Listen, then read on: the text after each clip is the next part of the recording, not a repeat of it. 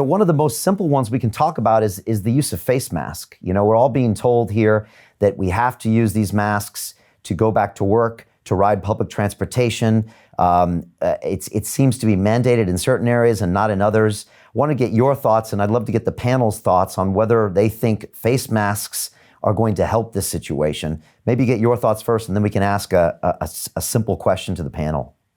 So the face mask agenda seems to be, if you look at it from just a safety standpoint, it's highly suspect. If you look at it from a scientific perspective, the agenda is nefarious.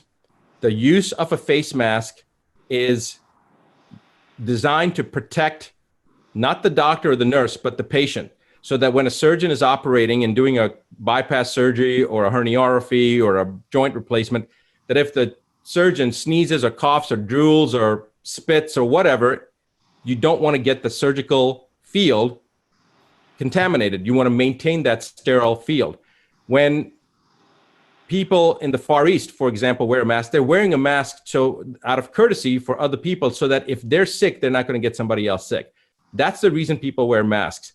Now, this mandate of wearing a mask, if you notice during the press conferences with the president's never worn a face mask. Even Dr. Fauci originally said back in March, there's no reason to wear a face mask. It doesn't make any sense. Now, of course, he's wearing a face mask. So the first thing about a face mask is that we already talked about, it's suppressing the immune system because you're driving the person into a hypoxic state. There have been multiple studies that have been done on this, where they've actually studied surgeons and seen the level of oxygenation, and especially on a chronic basis. Dr. Russell Blaylock put out a great paper that summarized many of those research points. So we know that happens. We know it suppresses the immune system because of that sympathetomimetic drive that we initiate, because we're having to suck oxygen through the face mask. On top of that, we breathe out carbon dioxide. But when you've got a mask on, you're actually creating a decrease. You're creating actually an increase in respiratory drive because you get more carbon dioxide coming back from the face mask.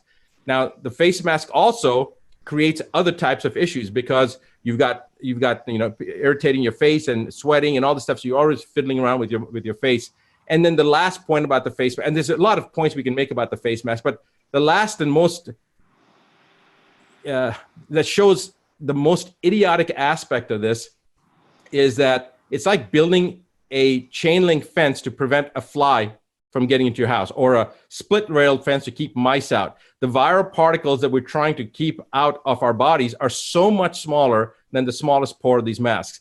Now, there's also another thought process that this entire thing that's being blamed on COVID-19 is actually the real pathology that people are experiencing, are pathology that is actually from a secondary to a histotoxic hypoxic injury, which has nothing to do with the virus. It's to do with contamination from combustion of fossil fuels, from the incinerator burn-offs, from the chemtrails, from all the different components in the quality of the air. So we had that present in Wuhan because we know that the level of air there was extremely, extremely poor. As far as back as 2017, 2016, CNN and BBC covered the air quality issue in Wuhan, and it was basically garnered international attention because of the quality of the air.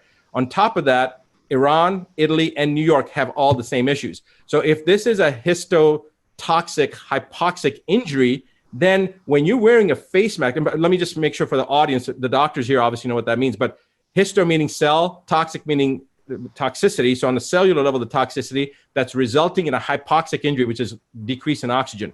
So many of the doctors that have been censored that are in the trenches have explained that this does not present like a viral injury. People are turning blue. It looks like an altitude type sickness. It looks like a hypoxic injury. Well, that's exactly what this histotoxic hypoxic injury would do. And so if that's the case, when you're wearing a face mask, there are various plastics in there. And as we continue to breathe back and forth, the humidity starts to cause that propylene, whatever the material is, I think it's propylene glycol or some type of a plastic, it starts to break down. And now you're ingesting or inhaling many of these chemicals that are organophosphates or that may have these plastic components in there.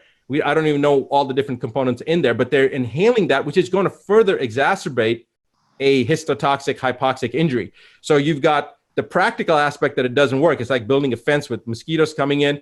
But on top of that, it's actually creating a worse issue. It's suppressing the immune system. And if our goal is to make people healthy, the first thing we should be doing is telling them not to wear a mask, especially when it's not designed. A mask is not designed for to protect the doctor. It's designed to protect the sterile field that the doctor is operating in. And great. So let's get the consensus here. I guess to get the best question would be to raise your hand if you believe that the wearing of a mask is unnecessary. Is that how you would phrase that? We could start there with unnecessary, and then there's a second question that I have after that. So let's see how many people. Okay, so let me just see. Wearing of a mask is unnecessary. Let's just see if we see hands here. Okay, so I'm gonna go through here and see these hands. Okay. Yeah, I'm seeing about 80% here, 80% probably, 70%. We're just going to take a little time and scroll through here. Again, if you are joining us, if you could turn your camera on so we can just see those hands raised up. That's super helpful. I see about 70 or 80% are people saying that it's unnecessary. You said you had a follow-up question to that. What was that? Well, my follow-up question would be how many people concur that it actually is contributing to the suppression of the immune system, that's actually making people sicker by wearing the mask? Not that it's not necessary, that it's actually making it worse.